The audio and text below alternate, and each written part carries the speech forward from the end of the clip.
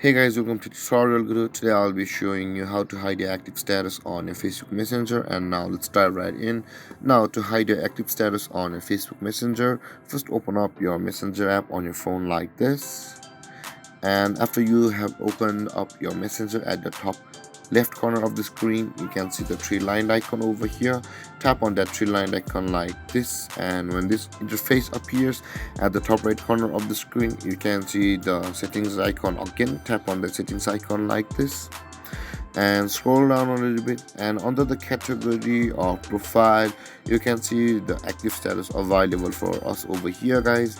Just on the category of profile, which is the second mode just below the dark mode, tap on that active status like this, and over here guys you can see, so when your active currently turned on, or the toggle icon is blue for the status of activeness, but when we tap it on it, you can see guys, you will be able to pause the active status from over here or hide your active status from over here. If you tap on the custom you will be able to choose a date, but if you want to be online until you turn it on again, you can see there is the until I change it currently available for us.